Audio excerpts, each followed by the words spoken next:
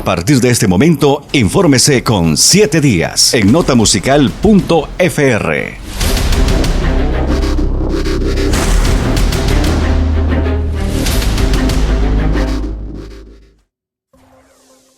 Amigas y amigos, una vez más con usted a través de notamusical.fr, llegando donde se encuentra en este preciso momento para darle a conocer algunos hechos, algunos porque hay muchos, algunos hechos que están siendo noticia en las últimas horas en nuestra querida, apreciada y obviamente recordada América Latina. Por lo tanto, vamos a estar hablando de la crisis electoral que está viviendo República Dominicana. Estaremos hablando también sobre los últimos informes que se brindan sobre el ataque en Hanau, esto es en Alemania. Recientemente hubo un ataque, además de sobre el coronavirus o esta enfermedad que está atacando. Ya se registran varios casos en Europa, sobre todo en Italia. Un caso muy interesante también que está acaparando la atención no solamente en México, sino a nivel internacional, es el caso de Fátima, una niña de 7 años, quien fuera asesinada de manera brutal. Ahora pues está convocando para los próximos días a un paro nacional. Además estaremos hablando sobre los accidentes de tránsito. ¿Qué está pasando? Los accidentes de tránsito siguen en aumento en París. Muchas personas están falleciendo producto de este flagelo que no solamente afecta a nuestra comunidad latina, sino a todos en general. Esto y más vamos a estar hablando en este breve informativo. Mientras tanto, vamos a dar inicio, sí, porque la crisis electoral en República Dominicana pica y se extiende. República Dominicana está atravesando una de las crisis, sobre todo de confianza en su sistema electoral. El domingo pasado suspendieron las elecciones municipales por fallas informáticas. Y es que a 4 horas de iniciado el proceso electoral, la Junta Central Electoral indicó que existía un problema en el cuestionado sistema de voto electrónico. No todos los candidatos aparecían en la pantalla. La falla dio lugar a acusaciones cruzadas entre el oficialismo y la oposición. El presidente Danilo Medina denunció un sabotaje en las máquinas desde el organismo electoral. El líder opositor Luis Abinader deploró por su parte un atropello a los derechos democráticos tras la suspensión. Entre tanto, cientos de jóvenes salieron a las calles para exigir la renuncia de las autoridades electorales. Una de las demandas que está haciendo la sociedad es que se investigue a profundidad por qué se dio ese fallo en el voto automatizado, que llevó a violentar el derecho fundamental que tienen los dominicanos y dominicanas a votar, manifestó a Radio Francia Internacional Javier Cabreja, analista político y miembro de la consultora DEMOP. Y hablando sobre este tema, en República Dominicana también en los últimos días se conoció que hay un ciudadano identificado como Manuel Antonio Regalado Rodríguez. Esta persona supuestamente es técnico de una compañía telefónica encargada también la compañía de la transmisión de los datos electorales, es decir, estaba involucrada o está involucrada en el proceso electoral. Manuel Antonio Regalado Rodríguez estuvo detenido 48 horas junto a Ramón Antonio Guzmán Peralta. Es una persona que ostenta un rango y un cargo dentro de las Fuerzas Armadas en República Dominicana, Ramón Antonio Guzmán Peralta. Manuel Antonio Regalado, el técnico de la compañía telefónica, conversó con la periodista Alicia Ortega de la cadena de noticias SIN. Hablándonos al respecto, vamos a escuchar entonces a Manuel Antonio Regalado por qué lo detuvieron, cuánto tiempo estuvo detenido, qué pasó durante estuvo en las celdas, pero dejemos que nos cuente en la conversación que sostuviera con Alicia Ortega de la agencia de noticias SIN. ¿Qué fue exactamente lo que ocurrió el sábado? ¿Y por qué tú decides hablar con alguien? Ese tema particular de lo que sucedió el sábado sería mejor ventilarlo luego del proceso que estamos llevando, para aclarar algunos puntos que todavía por ética y para cuidar y salvaguardar mi integridad no sería bueno hacerlo. ¿Por qué? ¿Siente miedo? Es obvio. ¿Qué pasó? Cuénteme qué pasó. A mí me allanaron a las 11:30 de la noche del domingo. Yo llegué a la oficina de un alto miembro de la policía de aquí del Palacio, íntegro, y el día de ayer, luego de estar trancado en una habitación sin ver a mi familia, sin llamar, sin saber de nadie, solamente salía a ser, no entrevistado, interrogado de una manera hostil, me permitieron ver a mi familia y el resultado de todos esos interrogatorios es visible en la condición física que tengo hasta el momento.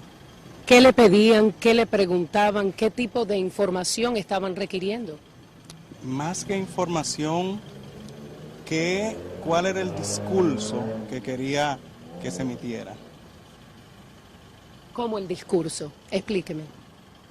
Me gustaría que en otro escenario, luego de este proceso, ventilar cada uno de esos aspectos, intentando tener una garantía de mi integridad. ¿Quién lo golpeó? No tenga miedo. ¿Quién lo golpeó? Recibí algunas caricias por algunos agentes de la policía. ¿Y usted qué hacía en ese momento? Bueno, indefenso, no tenía nada que hacer, más que pedir a Dios y tratar de que ese momento pasara lo más rápido posible. Gracias a Dios, el día de hoy estoy en una situación totalmente diferente, gracias a los miembros, gracias al apoyo incondicional de mi empresa, que nunca me dejó. De verdad que me he sentido yo como que, claro, no es únicamente el lugar de trabajo, sino una familia que, igual que mi papá, que mi mamá, que están conmigo, estuvo en todo momento tratando de ayudarme y ayudándome en este proceso que hasta el día de hoy vengo con ellos, gran mayoría de mis compañeros de trabajo, mi director, mi gerente, el presidente de la empresa, enfocándose en que todo esto salga bien, apoderando, adicional a los abogados que tengo, otros abogados en el proceso, acompañándome. Mi director está en el autobús de atrás. ¿Qué usted le explicó a las autoridades? El problema aquí es que a mí no me trajeron para explicar. A mí me trajeron como si yo hubiese sido una persona que estuviera conspirando para que hubiera un daño en el proceso. Si la idea de las autoridades que estaban investigando era tratar de darle el matiz, de identificar a ciencia cierta lo que estaba pasando, no fue la manera ni la forma de ejecutar el proceso, sino todo lo contrario, tratar de buscar un culpable en mí de lo que estaba sucediendo, de lo que se empezó a divisar y de lo que se descubrió en el proceso. Quiero resaltar que el coronel Peralta, para mí particularmente, es un héroe, una persona con cojones, discúlpame el término, con valor y con una integridad intachable de cara al proceso. Aquí no hay seguir político. Yo soy apolítico, no me gusta la política. Me han llamado muchísimos candidatos políticos para contar con su apoyo y bajo ninguna circunstancia accedí a eso, porque no quiero que se vea esto como un acto político, porque no lo es. ¿Por qué usted se acerca a él a denunciarle lo que le denunció por WhatsApp? Parte de que somos amigos de hace mucho tiempo, trabajamos muchos casos de investigaciones, conozco de que es una persona íntegra y de que el destino que le iba a dar a la información que también de una manera u otra manejaba iba a ser el idóneo, dándonos en cuenta de que por el resultado de lo que se ve hoy, la policía o los estamentos de investigaciones no buscaban una claridad del proceso, sino un culpable en el mismo. Esa noche, y usted habló de el coronel Maruyama. ¿Qué hacía el coronel Maruyama ya esa noche? Bueno, al depurar el proceso, sí tenía autorización para estar. Sí era una persona que estaba apoderado para tener esa parte del proceso. Se puede decir que una falsa alarma, pero bajo ninguna circunstancia se ve involucrado lo que pudiera o estar pasando en esos días de cara al comicio. Pero usted escribió en esos mensajes de WhatsApp que alguien le estaba pidiendo un vehículo y un uniforme para retirar un equipo de la Junta y ese equipo podía ser clave en todo lo que había pasado. En su momento, ten por seguro que tú vas a tener el detalle exclusivo de lo que pudo haber estado pasando, pero recuerda de que yo, al igual que mi familia, tenemos una integridad que salvaguardar dentro de todo el proceso y yo soy un peón dentro de todo y todo se rompe por lo más débil. ¿Usted teme por su vida en este momento?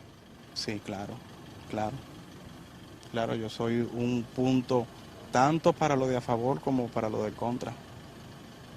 ¿Recibió amenazas mientras estuvo aquí? El reflejo de mí, ¿qué te da a entender? Que sí. Es obvio. ¿Qué tipo de amenazas? ¿Qué tipo de trato sería decir? No el trato a que están llamados a dar las autoridades de salvaguardar en un proceso, porque yo no te digo que cualquier persona tuviera un proceso, en este caso penal o de investigación, que llevar, pero el debido proceso y el cuidado del debido proceso no fue lo que se cumplió conmigo, todo lo contrario. Siento un atropello de las altas entidades policiales, de los niveles altos de investigaciones de la policía, en el trato, en la forma, en, qué sé yo, más que una investigación era ya una cacería de brujas, porque no se estaba buscando esclarecer la situación, sino un culpable que entinar todo lo que estaba sucediendo. ¿Con qué le dieron?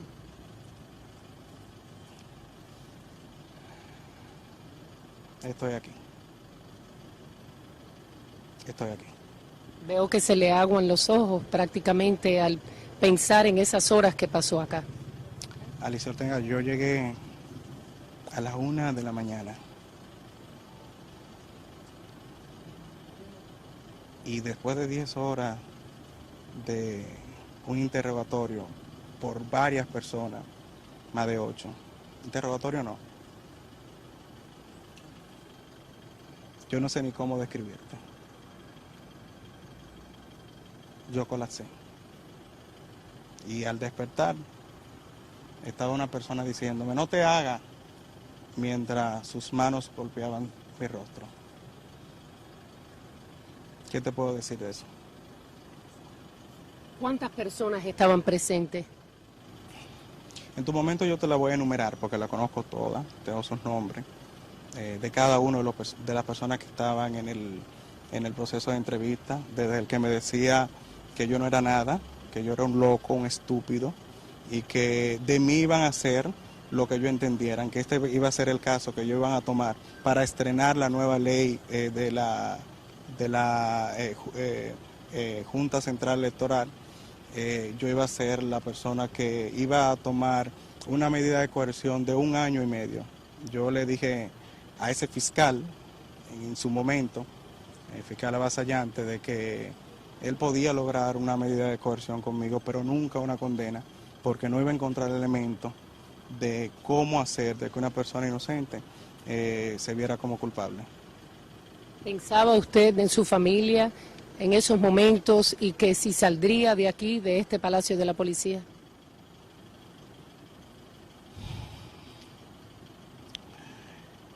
Yo estuve solo durante 3 días. Anoche se venció el plazo a las 11:30 de la noche. El fiscal que manejaba la investigación me dio la libertad a las 12:09 de la mañana, sabiendo que el plazo se hubiese vencido para que me presentara hoy y apresarme. Durante todo ese tiempo yo estuve con 2 escoltas en una habitación solo, con las esposas detrás de mí, colocadas de una manera que me hacían daño, sin que esas personas hablaran conmigo. Yo solamente salía de ahí cuando me llamaban para ser nuevamente entrevistado por el proceso. Me daban la comida porque no tenía yo dónde salir. Sí hay que resaltar que dentro de todo Dios tiene su luz. Hay una persona que siempre iba y me pasaba la mano, una persona que para cuidarla, no voy a mencionar su nombre, pero le digo gracias, de verdad, porque donde quiera aparece una criatura de Dios como tú.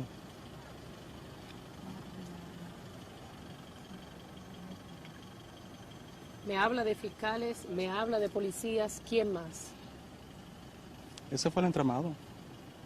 El entramado fue dirigido entre policías actuantes y fiscales vinculados al presente caso.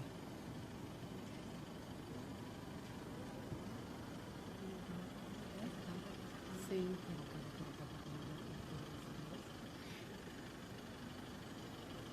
¿Cómo calificaría usted lo que le ha ocurrido a usted? Si usted tuviera que describir lo que le ha ocurrido a usted utilizando una palabra, lo que ha pasado en estos 3 días, ¿cómo lo calificaría?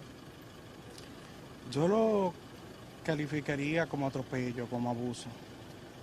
Pero a mí me gustaría que cada uno de nosotros que nos llamamos ser dominicanos y dominicanas se preguntaran ellos mismos esa pregunta de que nosotros como Estado, ¿qué somos? Si este es el reflejo de nuestras altas autoridades, ¿qué somos nosotros? Es lamentable. ¿Por qué está usted aquí si lo soltaron, si lo dejaron ir, lo pusieron en libertad? ¿Por qué tuvo que regresar? Eso es una estrategia de la Fiscalía para apresarme el día de hoy e intentar conocerme prisión preventiva. Al ello ver que se le venció el plazo, me dan la libertad. Aún la libertad fue luego del plazo para apresarme el día de hoy y continuar con su proceso de cara a la investigación que llevan.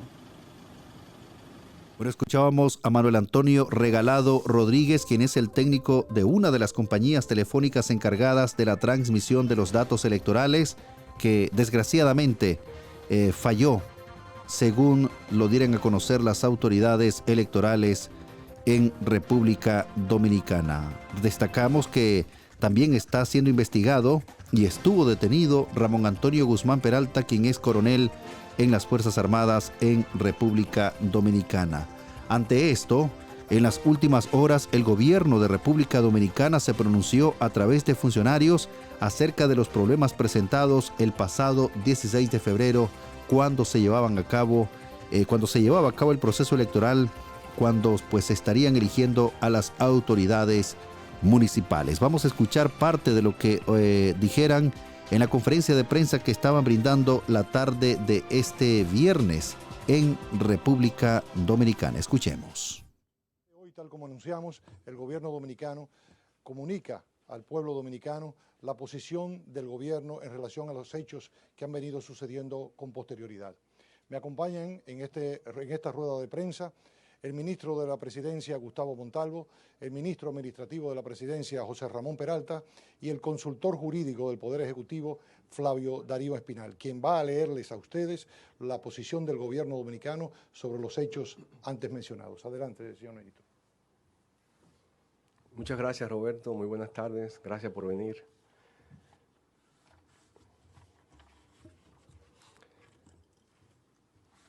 Desde que la Junta Central Electoral anunció a media mañana del domingo 16 de febrero la suspensión completa del proceso de votación en las elecciones municipales, la sociedad dominicana ha demandado una explicación transparente y creíble de lo que sucedió en el sistema automatizado instalado por el máximo órgano electoral.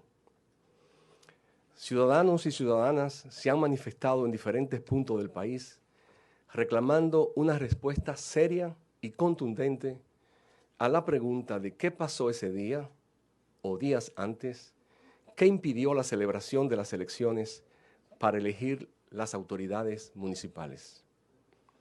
Lo que ocurrió, sin duda alguna, fue un hecho lamentable, bochornoso y frustrante. Los ciudadanos manifestantes y la sociedad entera demandan y merecen una explicación. La indignación de la población pone de manifiesto que la gente no es indiferente ante el hecho de que no se le permitiera ejercer el derecho al voto. La democracia comienza, aunque no termina ahí, en el ejercicio del sufragio con libertad plena de la ciudadanía. Sin elecciones libres y competitivas, justas y transparentes, no puede haber democracia. Garantizar ese derecho es una responsabilidad de todos, pero especialmente de la Junta Central Electoral, a la que la Constitución y las leyes le otorgan esa potestad como órgano autónomo e independiente. La respuesta que la sociedad reclama tiene que tener credibilidad. No se logra nada si la explicación que se ofrezca, aun pueda ser verdadera, no cuenta con esa credibilidad que es la base de la confianza que debe existir entre gobernantes y gobernados. Reconociendo esto, hay que buscar una vía para dar credibilidad a cualquier investigación que se lleve a cabo para determinar qué pasó y si hubo alguna actuación dolosa en esa interrupción inesperada de las elecciones municipales. El gobierno dominicano reconoce que en un ambiente de tanta desconfianza como en el que nos encontramos, cualquier investigación que se lleve a cabo sin la debida independencia de todos los actores políticos, incluyendo el gobierno, generará suspicacia y descreimiento tanto en los partidos políticos de oposición como en amplios segmentos de la sociedad dominicana. Lo mismo puede decirse de la Junta Central Electoral, órgano que determinó la suspensión de las elecciones ante los fallos en los equipos técnicos del voto automatizado.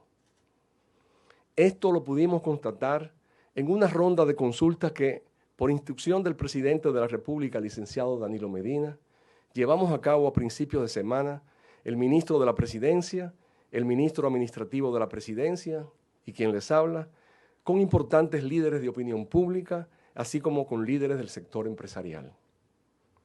En vista de lo anterior, el presidente Danilo Medina instruyó al ministro administrativo de la Presidencia, a quien les habla, al consultor jurídico del Poder Ejecutivo y al embajador dominicano ante la Organización de los Estados Americanos, reunirse con el secretario general de la OEA, Luis Almagro, para ventilar este asunto y explorar vías de cómo proceder ante una situación como la que enfrentamos los dominicanos en esta coyuntura.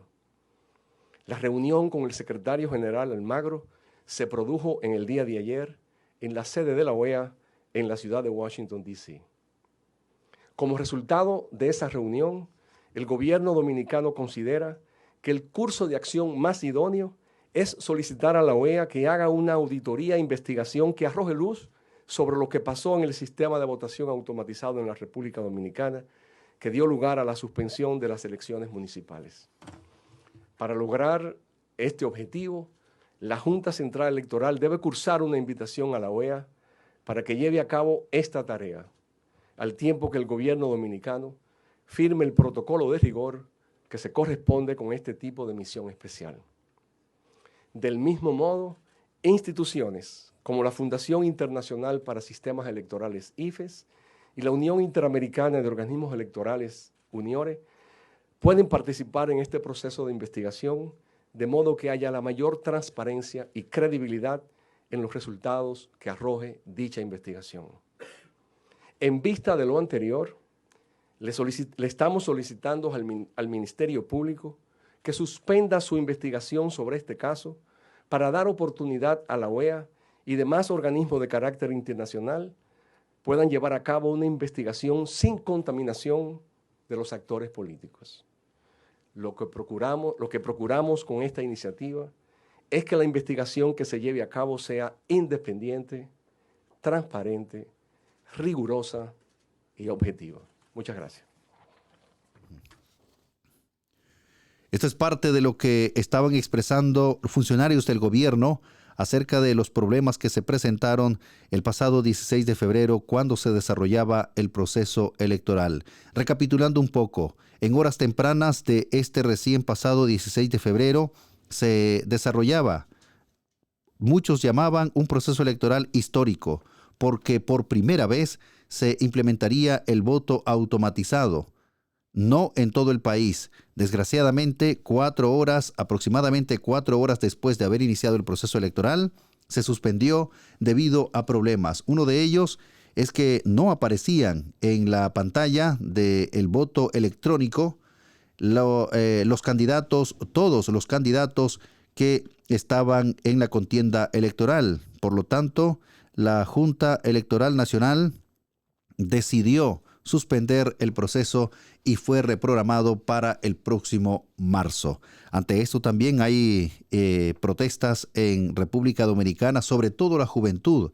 Ha llamado la atención de los críticos o también que están siguiendo lo que ocurre en República Dominicana, porque la juventud, que por lo general la juventud pasa desapercibido muchos temas de índole social, pero en esta ocasión sí han salido a las calles y están exigiendo a la juventud, sobre todo, la renuncia de la dirigencia de la Junta Electoral Nacional.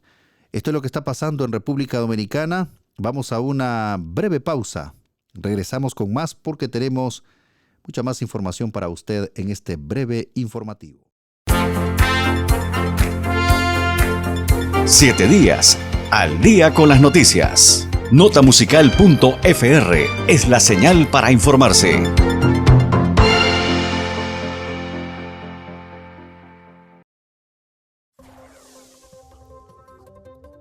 Vamos a continuar con información a través de notamusical.fr. Recuerde sintonizarnos a través de Facebook. Usted nos encuentra como notamusical.fr. De igual manera, a través de Instagram. Lo mismo, nos puede sintonizar también a través de YouTube. Muchas gracias por estar con nosotros, por preferirnos, pero también nos puede ubicar a través de www.notamusical.fr. Vamos a hablar sobre algunos temas que han cobrado relevancia durante las últimas horas. Y precisamente en Alemania, las autoridades anunciaron el aumento de la presencia policial en lugares sensibles, especialmente en mezquitas, después del tiroteo de motivación racista que dejó 9 personas muertas, asesinadas en 2 bares con clientela predominantemente kurda. Las amenazas contra la seguridad en Alemania vinculadas a la extrema derecha son muy altas. Así lo aseguró este viernes 21 de febrero el ministro del Interior, Horst Seehofer. Ante la situación, el gobierno emitió la primera orden concreta para contrarrestar posibles nuevos hechos similares. Vamos a aumentar la vigilancia en instalaciones sensibles, especialmente también las mezquitas, dijo Seehofer, y agregó que la medida abarcará estaciones de tren, aeropuertos y zonas fronterizas. Asimismo, las autoridades confirmaron que tratan la investigación del tiroteo cometido por un hombre alemán de 43 años como un caso terrorista y racista. Los hechos de Hanau son inequívocamente un ataque terrorista con motivación racista, afirmó el ministro del Interior. La ministra de Justicia, Christine Lambrecht, respaldó esta postura al declarar que el extremismo de derecha y el terrorismo de derecha son las mayores amenazas para nuestra democracia en este momento. Es claramente comprensible cuando se considera el número de actos que entran en esta categoría, pero también debido a su intensidad. En total, 11 personas murieron, incluido el atacante y su madre, cuyos cuerpos fueron encontrados horas después del tiroteo en una vivienda. La policía cree que el sujeto, después de atacar los 2 bares, se refugió en su casa, asesinó a su madre de 72 años y se suicidó. Las 9 personas asesinadas en los 2 bares a las afueras de Frankfurt estaban entre los 21 y 44 años de edad y todos tenían antecedentes migratorios, aunque algunos eran ciudadanos alemanes, precisó el fiscal federal Peter Frank. Frank agregó que la evidencia, que incluye imágenes de video y un manifiesto encontrado en un sitio web del sospechoso, muestra que el hombre identificado como Tobías R. tenía una actitud profundamente racista. El gobierno turco confirmó que 5 de sus ciudadanos estaban entre las víctimas. Un búlgaro y un bosnio también estaban entre los muertos. La Asociación de Kurdos en Alemania, CONMED, confirmó que había varias víctimas de origen kurdo y criticó a las autoridades alemanas por no adoptar una postura más dura contra el terrorismo de extrema derecha. Sin embargo, políticos de distintos partidos han acusado a la AfD de antiislamista y antiinmigrante, de normalizar el discurso de odio y fomentar el sentimiento contra los extranjeros en los últimos años. Esto es lo que está pasando en cuanto a lo que se refiere a el caso de Hanau, esto es en Alemania. Por lo tanto, estamos también dando seguimiento a este tipo de hechos que desgraciadamente han cobrado la vida de más personas, producto, como ya lo señalaban también la agencia de noticias Francia 24, de el odio y el racismo. Vamos entonces a continuar con más información, porque el coronavirus sigue siendo noticia a nivel internacional. ¿Por qué es tan importante conocer la identidad del paciente cero, el primer humano en infectarse con el coronavirus o COVID-19? Las autoridades chinas y expertos se concentran en descubrir el origen del actual brote de coronavirus, también llamado COVID-19. Específicamente quieren dar con el paciente cero, la primera persona contagiada por esta infección. ¿Qué significa el paciente cero y por qué es tan importante? Paciente cero es el término que se usa para describir al primer humano infectado por un virus o enfermedad infecciosa. Identificar a la primera persona infectada por un brote o enfermedad en particular es importante porque puede responder preguntas cruciales sobre cómo, cuándo y por qué se originó. Estas respuestas ayudan a prevenir que más personas se infecten ahora o en epidemias futuras. La respuesta corta es no.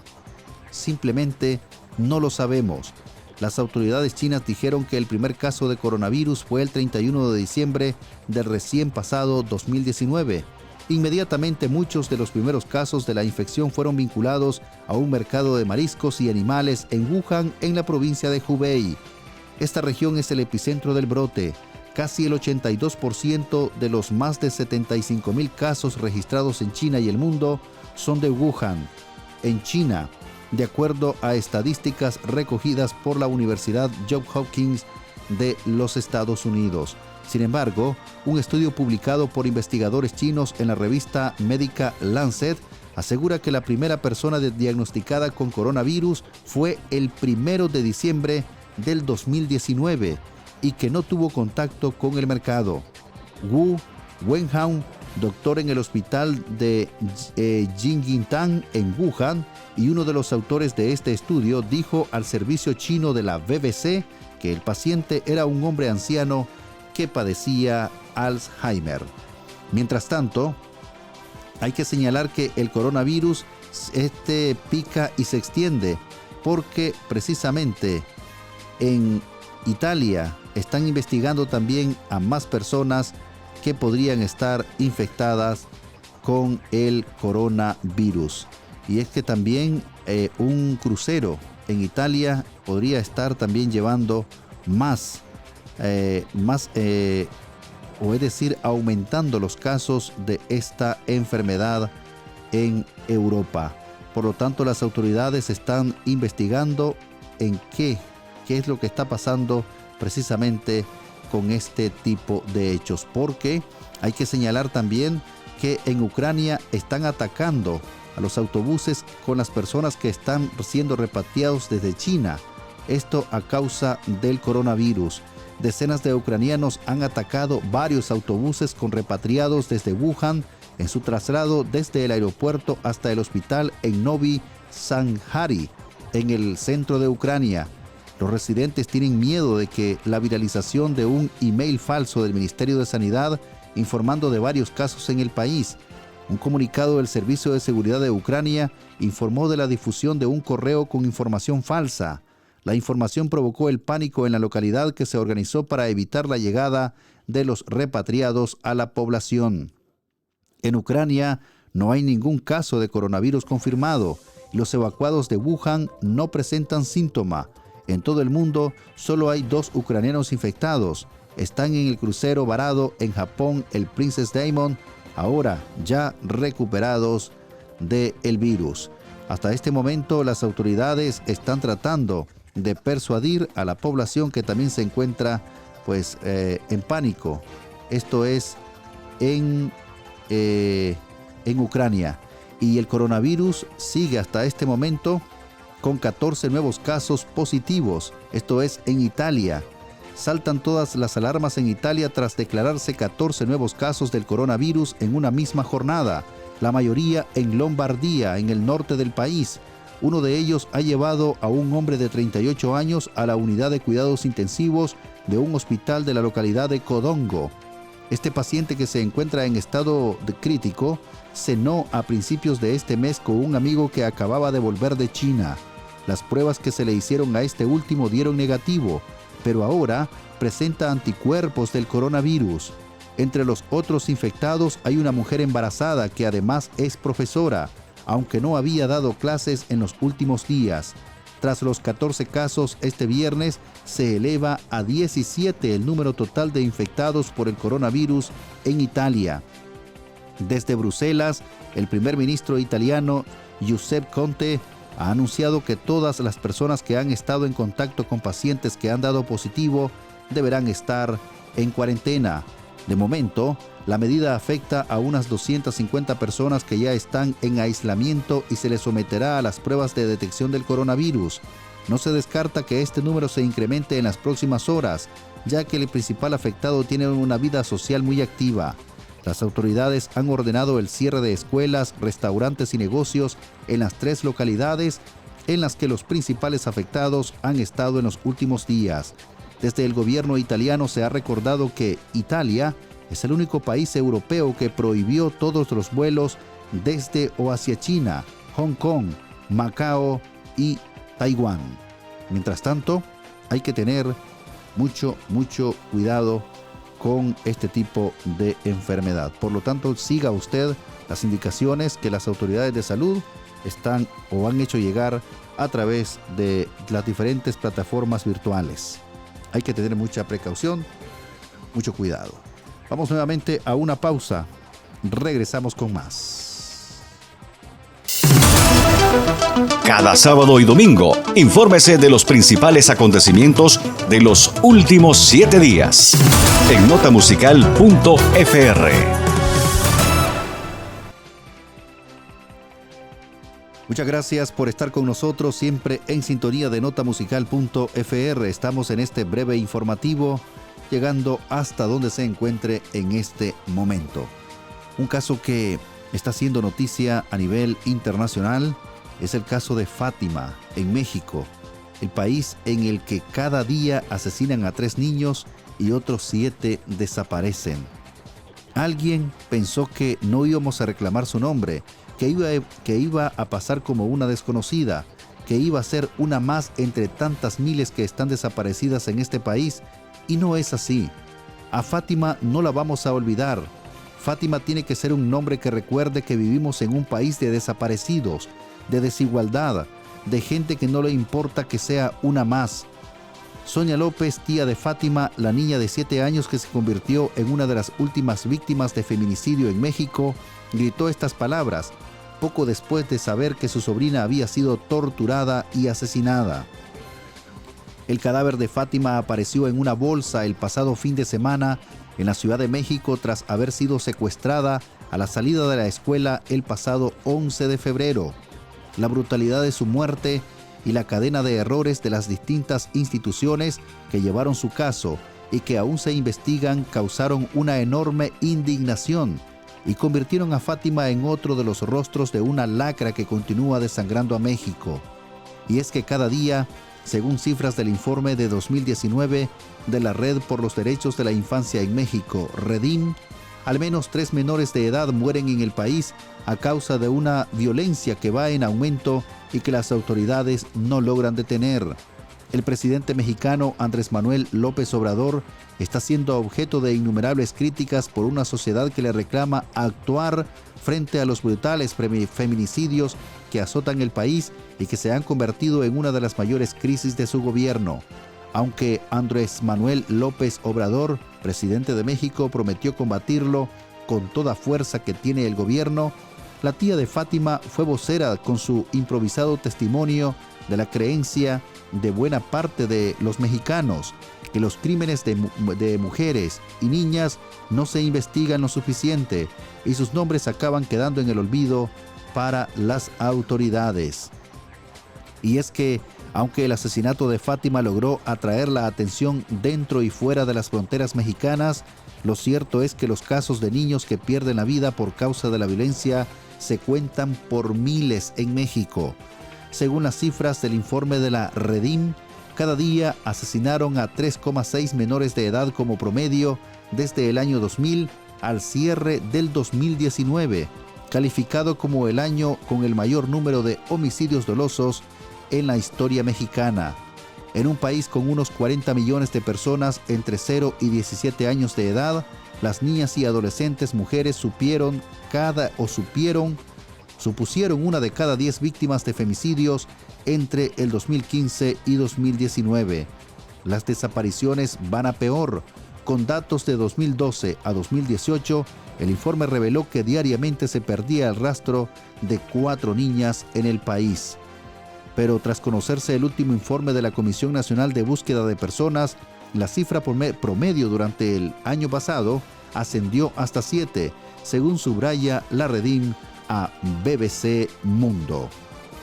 Esto es lo que está hasta este momento se está llevando a cabo en México. Las investigaciones, hay 2 personas detenidas hasta este momento, según también lo han dado a conocer las autoridades. Se trata de una pareja, un hombre y una mujer, quienes tienen además hijos. El pasado 11 de febrero, esta niña fue raptada cuando salía de su escuela. Luego fue trasladada a una casa a 2 kilómetros aproximadamente de distancia de donde vivía Fátima.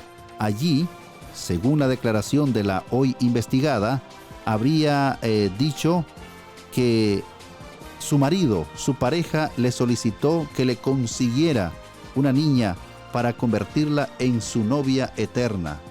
Una vez que estaban en el lugar que llevó a la niña, según la mujer que está siendo investigada, se vio obligada a conseguir o a irle a buscar a la niña porque la habría amenazado, dijo, con violar a sus hijos.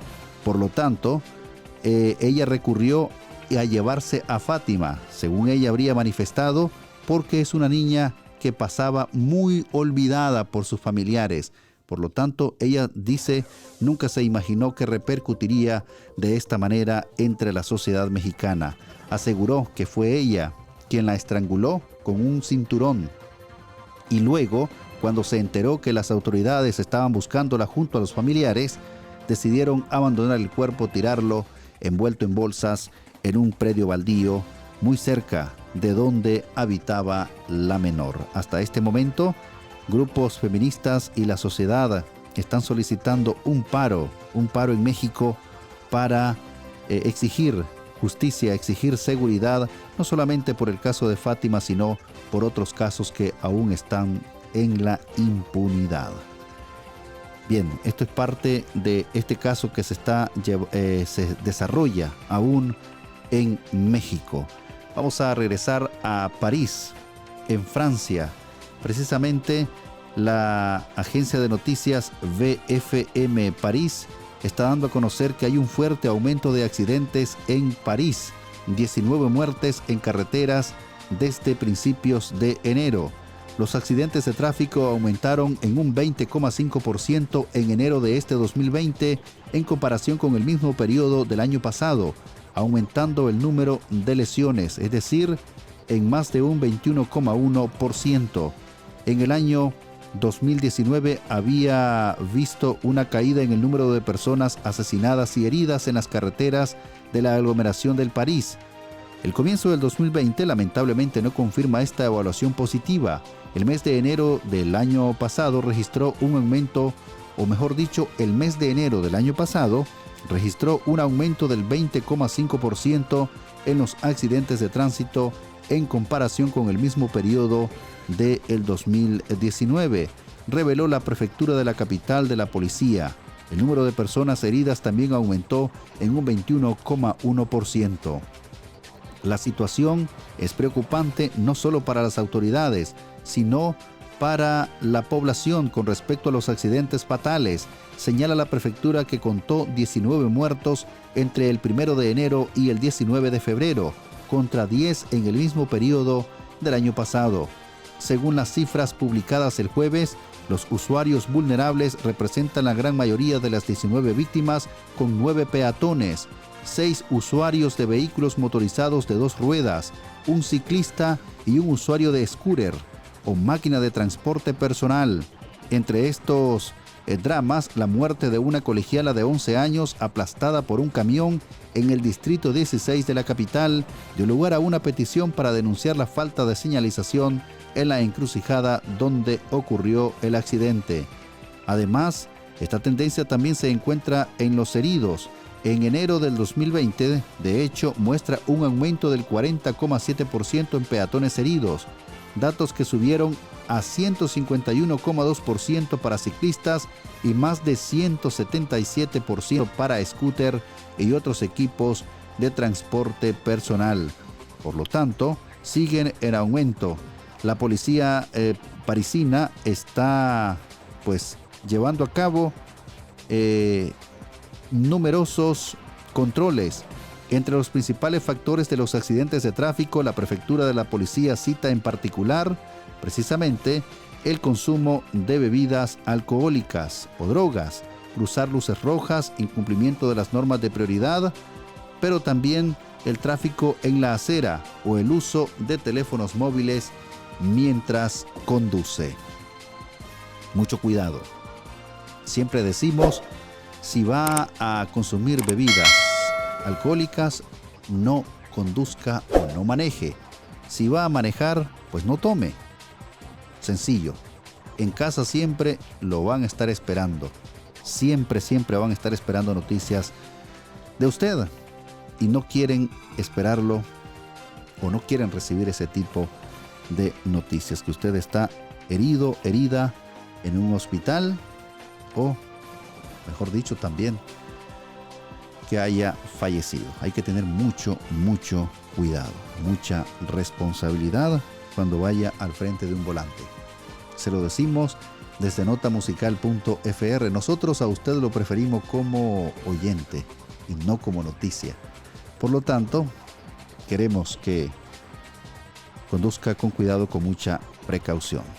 De esta manera estamos llegando a la parte final de este breve informativo de notamusical.fr, invitándole también para que esté pendiente este fin de semana. Estaremos con el espacio informativo 7 días para que usted se ponga al tanto de los últimos acontecimientos que están ocurriendo no solamente en Francia, sino en todo el mundo, pero sobre todo en nuestra comunidad latinoamericana. A nombre de todo un equipo que hace posible que usted esté al tanto de este y otros hechos, muchísimas gracias. De Alexander Bellance está en la parte técnica, Yesid también está con nosotros, y un servidor, Jimmy Alvarado. Muchas gracias. Si Dios lo permite, será hasta la próxima. No olvide que estamos en todas las redes sociales como notamusical.fr. Hasta la próxima.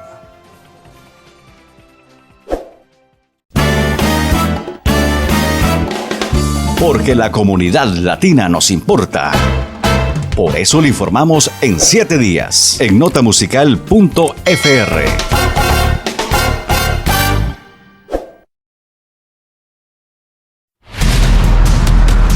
Por hoy finalizamos.